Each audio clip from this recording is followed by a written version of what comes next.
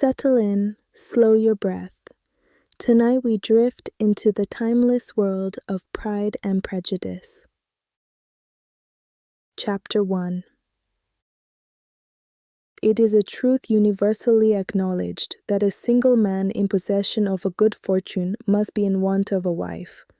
However little known the feelings or views of such a man may be on his first entering a neighborhood, this truth is so well fixed in the minds of the surrounding families that he is considered as the rightful property of someone or other of their daughters. "My dear Mr. Bennet," said his lady to him one day, "have you heard that Netherfield Park is let at last?" Mr. Bennet replied that he had not.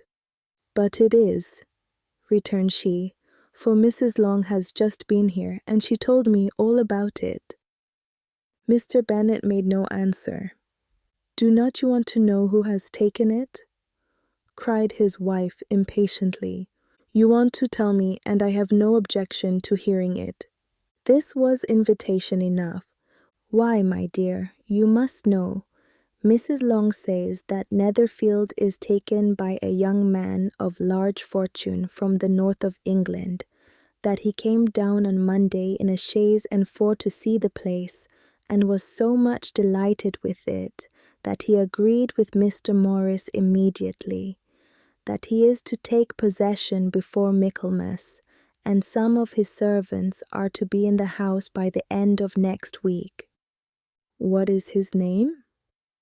"Bingley." "Is he married or single?" "Oh, single, my dear, to be sure. A single man of large fortune, 4,000 or 5,000 a year. What a fine thing for our girls!" "How so? How can it affect them?" "My dear Mr. Bennet," replied his wife, "how can you be so tiresome? You must know that I am thinking of his marrying one of them." "Is that his design in settling here?" "Design? Nonsense! How can you talk so? But it is very likely that he may fall in love with one of them, and therefore you must visit him as soon as he comes." "I see no occasion for that. You and the girls may go, or you may send them by themselves, which perhaps will be still better, for as you are as handsome as any of them, Mr. Bingley might like you the best of the party." "My dear, you flatter me. I certainly have had my share of beauty, but I do not pretend to be anything extraordinary now. When a woman has 5 grown-up daughters, she ought to give over thinking of her own beauty. In such cases, a woman has not often much beauty to think of. But, my dear, you must indeed go and see Mr. Bingley when he comes into the neighborhood. It is more than I engage for, I assure you. But consider your daughters. Only think what an establishment it would be for one of them.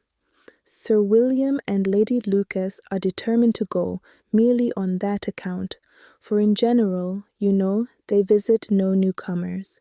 Indeed you must go, for it will be impossible for us to visit him if you do not. You are over-scrupulous, surely. I dare say Mr. Bingley will be very glad to see you, and I will send a few lines by you to assure him of my hearty consent to his marrying whichever he chooses of the girls, though I must throw in a good word for my little Lizzie. I desire you will do no such thing. Lizzie is not a bit better than the others, and I am sure she is not half so handsome as Jane, nor half so good-humoured as Lydia, but you are always giving her the preference." "They have none of them much to recommend them," replied he. "They are all silly and ignorant like other girls, but Lizzie has something more of quickness than her sisters." "Mr. Bennet, how can you abuse your own children in such a way? You take delight in vexing me. You have no compassion on my poor nerves." "You mistake me, my dear. I have a high respect for your nerves. They are my old friends. I have heard you mention them with consideration these 20 years at least. Ah, you do not know what I suffer. But I hope you will get over it and live to see many young men of 4,000 a year come into the neighborhood. It will be no use to us if 20 such should come, since you will not visit them. Depend upon it, my dear, that when there are 20, I will visit them all. Mr. Bennet was so odd a mixture of quick parts, sarcastic humor, reserve, and caprice, that the experience of 23 years had been insufficient to make his wife understand his character. Her mind was less difficult to develop. She was a woman of mean understanding, little information, and uncertain temper. When she was discontented, she fancied herself nervous. The business of her life was to get her daughters married. Its solace was visiting and news. If you enjoyed this chapter, rest easy and join me again for the next quiet moment.